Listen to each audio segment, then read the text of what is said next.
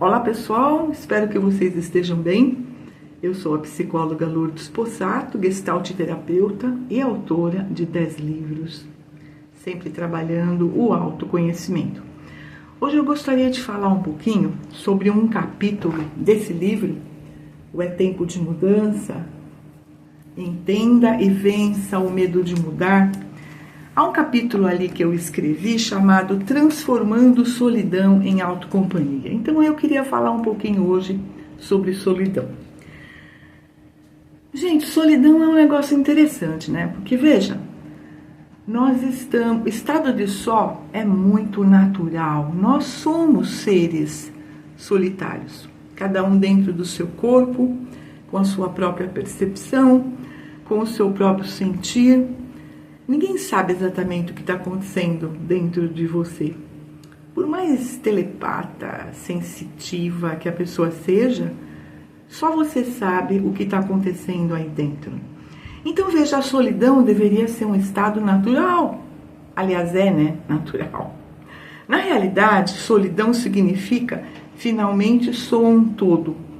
A solidão é aquela sensação de que eu sou um todo. Nós somos seres sociais? É lógico que sim, né? Nós somos seres interdependentes. Veja, nós não conseguiríamos fabricar tudo o que nós precisamos sozinhos. Mas se a gente ficar sozinho, a gente consegue se virar? Sim. Então, o interessante nesse tema, né? Transformando solidão em autocompanhia, é justamente perceber a nossa capacidade de ficarmos sozinhos, porque é um estado natural. Mas por que é tão difícil? Né? Por que é tão difícil e as pessoas se queixam tanto de que quando estão sozinhas é complicadíssimo? E o mais interessante é que tem gente que se sente sozinha no meio de uma multidão. E é interessante, eu já parei para refletir, né? Pensa assim, você está num hotel cheio, lotado para um evento, e tem 6 pessoas junto com você ali no seu apartamento que você alugou, sabe? Tem 3 pessoas em cada quarto e você tá lá, todo mundo dormindo junto, e de repente você acorda de madrugada, todo mundo dormindo, só você acordado. Aquele silêncio sepulcral na cidade, e você se sente só. É interessante a gente perceber, será que nós estamos só? No nível espiritual a gente sabe que não, né? Não existe realmente a solidão total. Nós sempre temos o amparo dos guias espirituais, do nosso anjo guardião, mas também temos muito essa presença crística em nós, né? E aí que está a nossa aprendizagem, o nosso amadurecimento emocional. Então vamos falar um pouco das dificuldades que as pessoas sentem de estar sozinhas. Realmente a solidão, ela se refere mais a um estado de isolamento. Como é que a gente se sente dentro desse estado de isolamento? A gente às vezes se sente meio perdido, né? E é o que a gente chama também de estado de isolamento da alma. Dentro desse estado de solidão, há uma enorme carência. A gente sente que precisa receber amor, carinho, consideração, afeto, valor. É uma sensação de solidão, é uma tristeza também. E é interessante que a gente perceba que isso não é de graça. Vamos tentar entender, gente, os nossos núcleos emocionais. Essa solidão às vezes fica difícil porque nós temos vazios interiores, vazios emocionais que estão dentro de nós há um tempão, desde a nossa infância. Sabe aquele vazio que uma criança sentiu? Ela queria um momento em que a mãe estivesse mais perto, que o pai pegasse no colo. Inclusive tem um exemplo que eu sempre cito nos livros, que é um momento, vou dar o exemplo, o bebê tá no colo da mãe, a mãe pega o bebê para amamentar. Só que aí toca o telefone, a campainha, sei lá, ela pega o bebê, coloca de volta lá no berço e vai resolver lá o que ela tem que resolver. Gente, como o bebê se sente? Se o bebê pudesse falar o que ele sente, expressar o que ele sentiria um verdadeiro terror. Por quê? Porque, por natureza, ele precisa da mãe. Tá? Isso é uma carência, é uma dependência natural, tá? Todos nós passamos por isso. E nesse momento de, entre aspas, abandono, o que aconteceu? O bebê se sente sozinho e ele não sabe se e quando a mãe vai voltar. Então ele entra num estado de ansiedade, literalmente de desespero, porque ele está com fome, porque ele está sujinho e ele sabe por instinto que aquele momento seria de ser cuidado e amamentado pela mãe. Então olha que interessante, gente. Esse é um exemplo bem pequenininho, mas quantos outros exemplos dentro da nossa infância, na nossa vida, nós tivemos, onde nós precisávamos de uma palavra, de um carinho, de um apoio, de uma presença, e não tivemos. A parte mais chata disso não é exatamente a situação, mas a conclusão que nós criamos num nível defensivo dentro de nós. É mais ou menos assim. Se eu estou sozinho aqui e ninguém me apoia, é porque ninguém gosta de mim. Se ninguém gosta de mim, eu não devo, sei lá, uma coisa muito boa. Então, nesse momento, a gente percebe que fica instalado um critério de autoestima baixa, de menos-valia. Um outro exemplo que já me foi relatoriado muitas vezes, a criança, às vezes, precisa da atenção imediata da mãe e do pai. Ela não tem. Aí ela começa a gritar, ela começa a chorar. A mãe pega a criança, coloca do lado de fora do quarto, da sala, fecha a porta e a criança fica lá, sozinha. Um outro exemplo bastante dramático que eu já ouvi de várias pessoas, vários clientes, é que no momento de rebeldia, né, que a criança começou a chorar e ela começou a irritar, querer atenção, ela foi colocada num quarto escuro. Eu até tive um caso que eu achei muito dramático, o núcleo traumático muito dramático, que foi da criança ser amarrada numa cadeira e ser colocada num quarto escuro, e lá ela ficou por 2 ou 3 horas. Isso era recorrente. Gente, pensa o desespero, a ansiedade, o medo que essa criança sentiu. Então nós não podemos desprezar esses núcleos traumáticos, eu chamo de núcleo traumático. Por quê? Porque foi um trauma, sim, qualquer momento que a criança precisou do apoio da palavra e não teve, tá? Então nós chamamos esses vazios de vazios emocionais, essas necessidades que realmente ocorreram de vazios emocionais. Se a pessoa, aí a gente cresce, tá? E se nós não trabalharmos o que nós sentimos, se nós não aprendermos a nos conectarmos com o nosso sentir, sabe, para trabalhar a autoconfiança, firmeza, uma certa assertividade para com nós mesmos, nós vamos ficar meio que parados no tempo daqueles vazios emocionais. E quando a gente fica sozinho, a gente vai ter muito claro aquele conteúdo que está ali dentro. Então é como se fosse um negócio que fica ali paradinho, e quando a gente fica sozinho, esse negócio vem à tona. E aí vem o mal-estar, a sensação de desespero, a ansiedade, o medo, o desconforto de ficar sozinho. Tem gente que disfarça bem, né? Tá sozinho, já chega em casa ou no carro, já liga o rádio, a televisão, um em cada cômodo, começa a cantar junto e tal. Liga para um, liga para outro. Ou seja, a pessoa não fica sozinha. Outros que num momento que ela está com dor, que aconteceu alguma coisa, ela tem uma necessidade de falar com alguém, ela tem a necessidade de que alguém fale, olha, vai dar tudo certo, fique em paz. Essa pessoa precisa trabalhar autoconhecimento para num momento desse, ela falar para ela, para aquele lado mais imaturo do nosso eu, ela dizer para ela mesma, olha, vai dar tudo certo, eu vou fazer a minha parte por nós. Eu, né, consciência adulta em prol do lado emocional infantil que todos nós temos, porque nós tivemos sim momentos traumáticos lá na nossa infância. Não existe educação perfeita, e mesmo se tivesse, seria ilógico, porque nós estamos no planeta Terra, trabalhando a nossa evolução, o nosso amadurecimento. E se a gente não tivesse nenhum problema aqui, nenhuma intercorrência, sabe? Nós não precisaríamos de encarnar, né? A gente já seria ser perfeito e estaríamos lá na 8ª, 10ª dimensão. Não é o caso. Então a gente precisa estar às ordens dessa realidade, perceber que tudo serve, tudo é importante para o nosso aprendizado e amadurecimento emocional. Só que tem um negócio aqui. A gente precisa amadurecer. Sabe, sair do mimo, daquela carência emocional. Tem até um outro livro, Relacionamentos Positivos, Vença a Dependência Emocional, onde eu falo muito disso. O dependente emocional é um clássico, é aquela clássica pessoa que depende do outro para viver, para se sentir confortável. Sabe aquela pessoa pegajosa, que fica passando a mão? Sabe, ela quer atenção.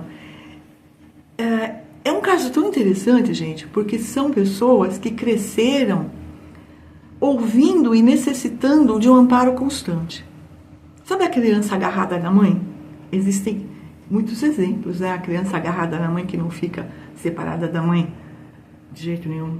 Então, essa criança lá na frente vai ser um adulto problemático. Ela precisa de alguém de quem ela dependa. E é um clássico de neurose grande, que precisa realmente de uma boa terapia, de um bom processo de autoconhecimento, para ela perceber que ela tem força. Aliás, todos nós, tá? Nós temos força, capacidade, inteligência, habilidades de cuidar de nós. Faz parte da natureza. Por quê? Porque você sabe, só você sabe o que você precisa. Então, gente, tem esse pessoal que é carente demais.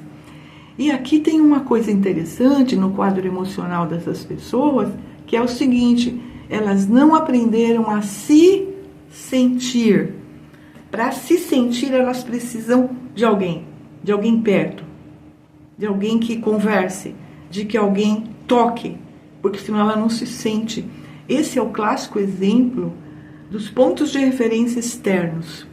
Terrível isso, porque a pessoa vive para o externo, para agradar o outro.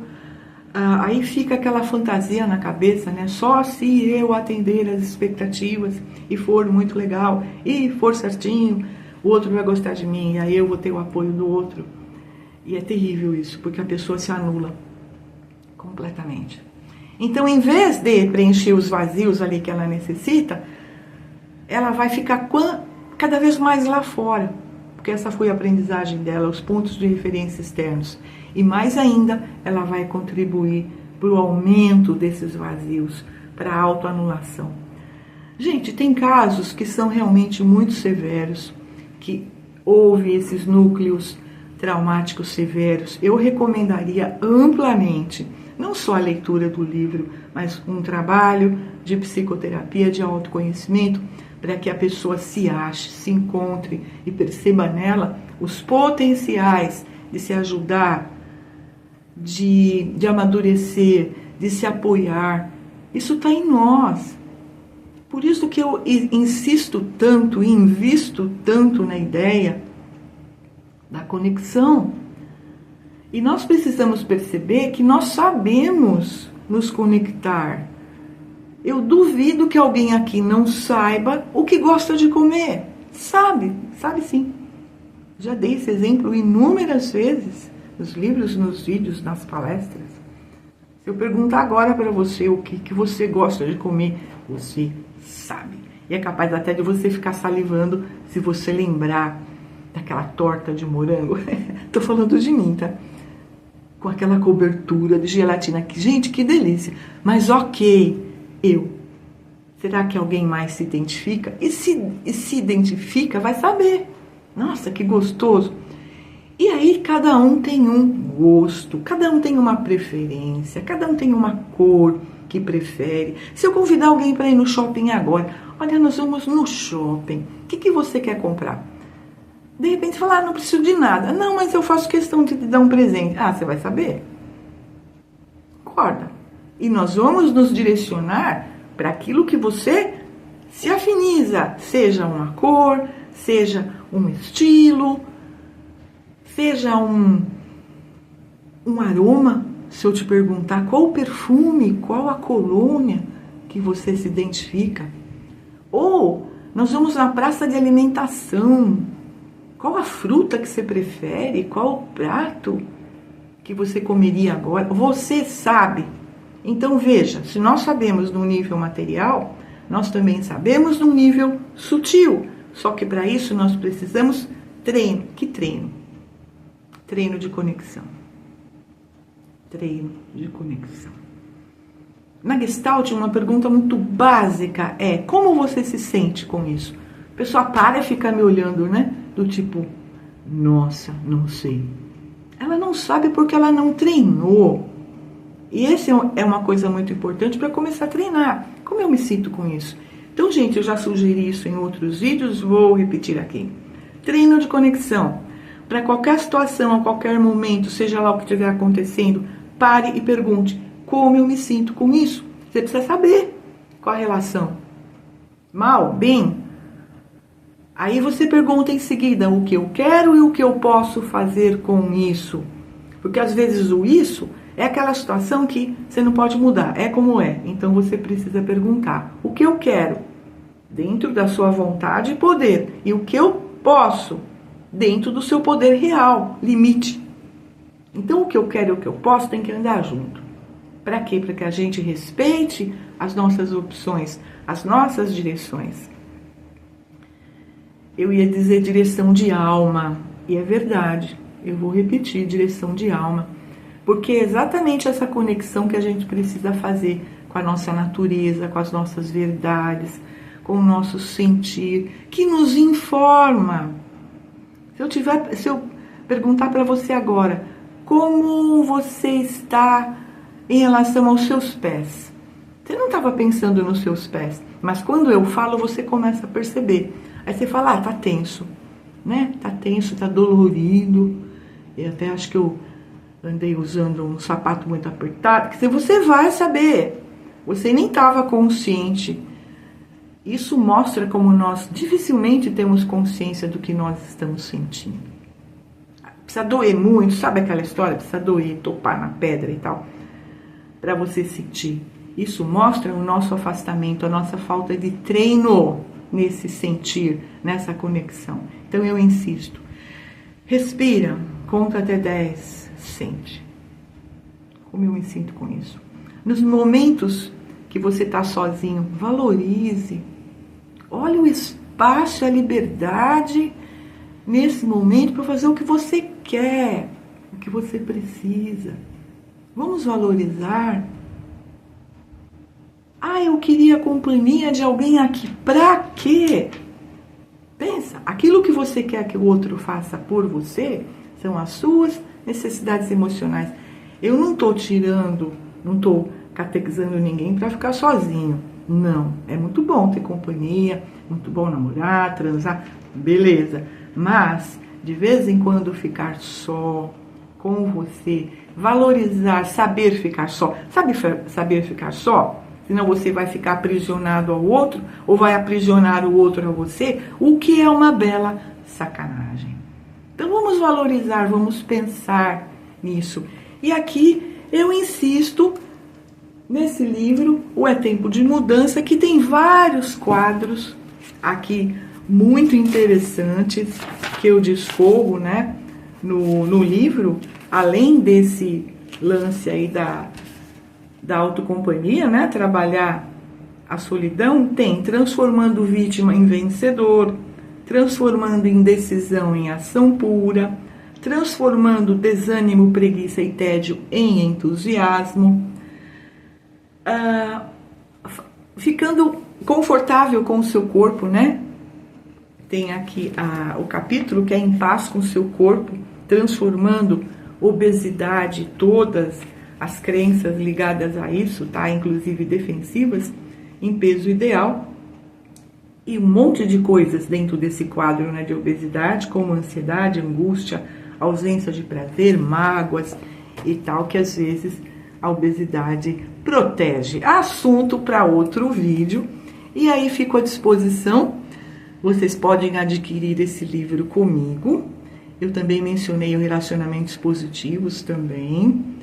Você pode também fazer a solicitação por e-mail no seguinte e-mail: vendas@sinalverdelivros, com o Mário Suriani, direto aqui comigo, e você vai aproveitar um bocado com os conhecimentos, com as dicas, com as reflexões que eu passo nos livros, para justamente transformar você no seu grande companheiro, no seu grande apoio, porque as verdades da alma, gente, os nossos valores de vida para vida que nós fomos acumulando, está ali na alma. E se nós acessássemos, né, nós seríamos seres mais centrados, mais conscienciosos, mais assertivos, porque nós estaríamos sendo, não só expressando os nossos valores, nós estaríamos sendo os nossos valores, aquilo que nós acreditamos. Então é isso.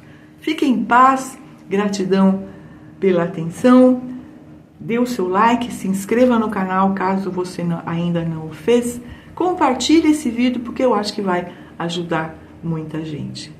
E beijo para vocês e até o próximo.